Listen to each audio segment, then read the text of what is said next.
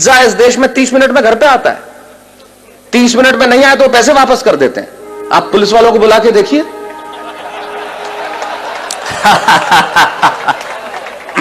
ये वो देश है जहां पे 8% में आपको कार का लोन मिलता है और 12% एजुकेशन लोन के देने पड़ते हैं। वाह वाह वाह वाह,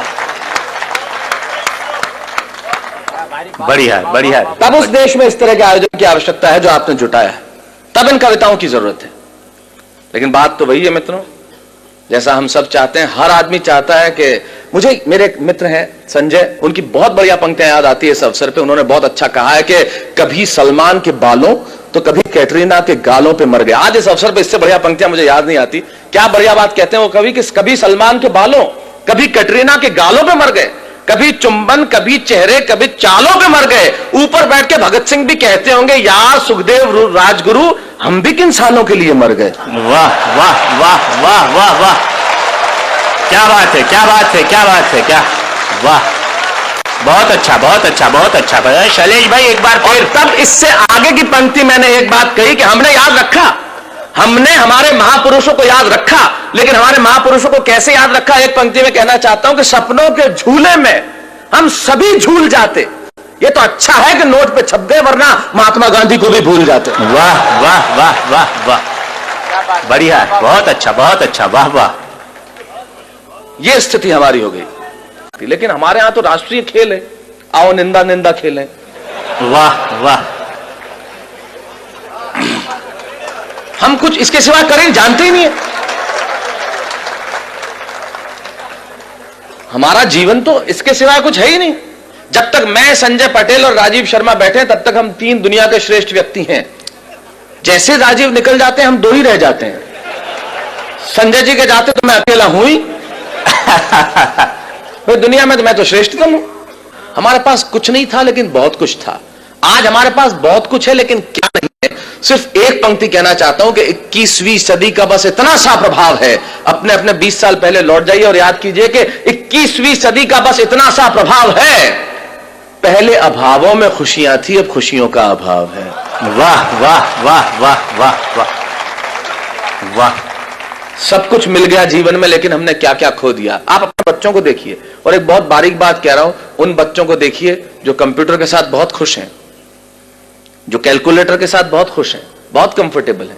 वो बच्चे जो वीडियो गेम्स के साथ, वो मशीनों के साथ बहुत कंफर्टेबल हैं, लेकिन आदमियों के साथ अनकंफर्टेबल हैं, रिश्तों के साथ अनकंफर्टेबल हैं। वो बच्चे, आप उन्हें कहिए पार्टी में चल, नहीं चलेंगे, शादी में चल, नहीं। और अपना जमाना याद कीजिए आप, जब एक साइकिल चलाने का जो सुख मिलता था, आज आप होंडा सिटी चला लें, मर्सिडीज चला लें, वो सुख नहीं मिलता। हमने हमारे सुख कहीं खो दिए। तब 4 पंक्तियां कहना चाहता हूं मित्रों।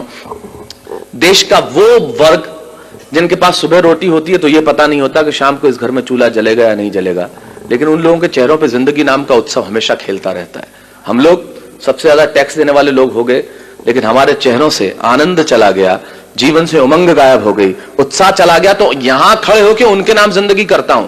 वो मध्यम वर्गीय वर्ग जिन्होंने सुबह रोटी खाई तो ये नहीं पता कि शाम को होगी या नहीं होगी, लेकिन उन्होंने हमेशा सलाम किया, तब कहता हूं कि उनकी जिंदगी क्या है और हम क्या कर रहे हैं। सिर्फ 4 पंक्तियां कि उनकी जिंदगी आखिर है क्या। भूख, गरीबी, शोषण, वेदना, पीड़ा जिनका सच हो, तब उनकी जिंदगी क्या है कि सुबह ही सुबह मोहल्ले में पानी भरने के लिए जाना, सुबह ही सुबह मोहल्ले में पानी भरने के लिए जाना, फिल्मी गीतों को धार के साथ गुनगुनाना, दफ्तर में बैठ के यही सोचते रह जाना कि शाम को उस घर में वापस न जाना पड़े जहां मां खांसती हुई मिलेगी, मैं दवाई नहीं ला पाऊंगा। ऐसा है उनका कि सुबह ही सुबह पानी भरने के लिए जाना, फिल्मी गीतों को धार के साथ गुनगुनाना, दफ्तर में बैठ के यही सोचते रह जाना कि शाम को उस घर में वापस न जाना पड़े जहां मां खांसती हुई मिलेगी, मैं दवाई नहीं ला पाऊंगा। बच्चों के टूटे खिलौनों को कितनी बार जोड़ पाऊंगा, बीवी की फटी साड़ी में से झांकेंगे सपने, आखिर वही तो है अपने, भले ही हर दिन बोझ है और खुद पर उधार है, तू जैसी भी है जिंदगी मुझे तुझसे प्यार है, तू जैसी भी है जिंदगी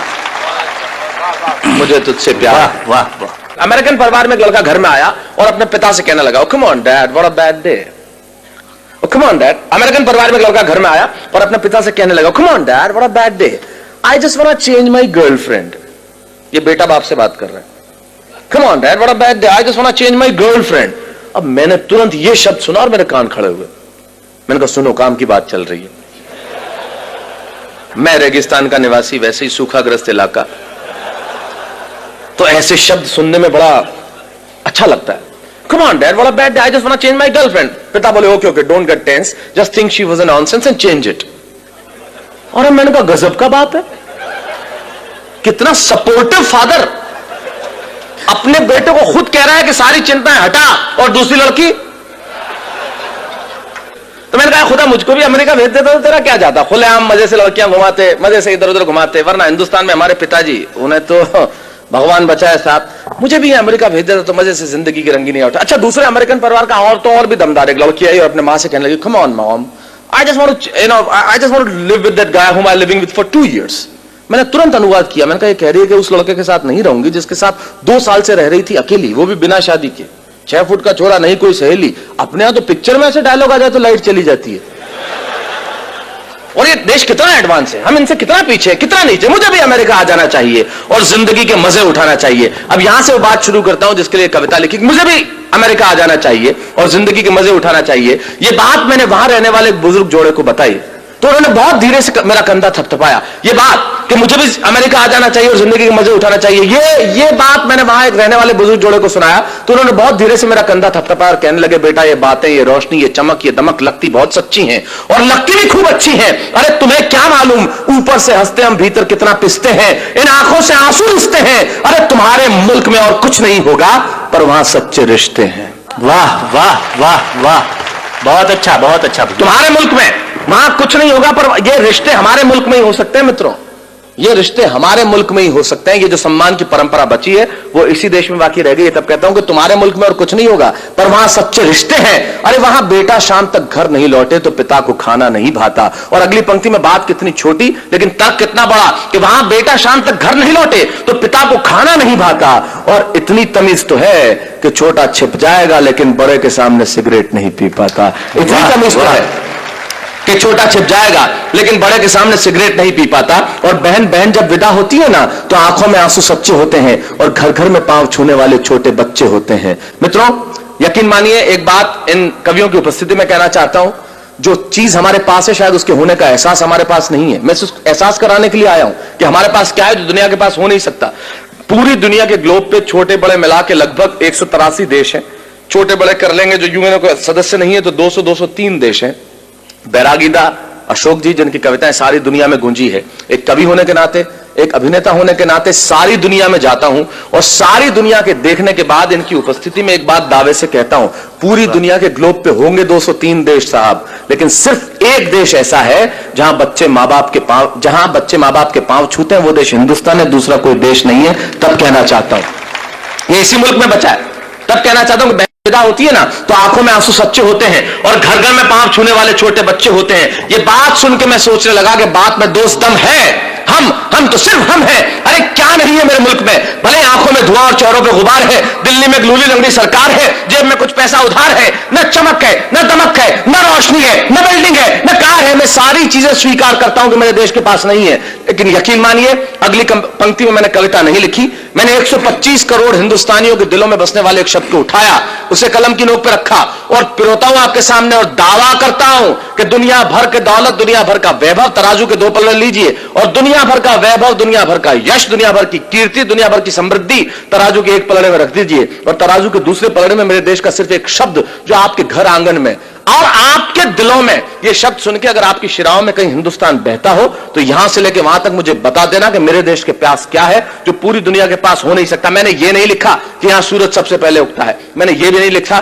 कि यहां घास की रोटी खाने वाले महाराणा प्रताप हुए, मैंने ये भी नहीं लिखा कि सिकंदर के सेनापति अपनी बेटी की डोली यहां दे जाते हैं, मैंने ये भी नहीं लिखा कि यहां पन्ना धाय स्वामी भक्ति में बेटा कटवा देती है, मैंने ये नहीं लिखा कि हाड़ी रानी शीश काट के थाली में रख देती है, मैंने ये कुछ नहीं लिखा क्योंकि ये सच हम जानते हैं। मैं तो सिर्फ एक पंक्ति कहता हूं, एक शब्द मात्र कहता हूं कि वो जो हमारे देश में बसता है दुनिया भर में हो नहीं सकता।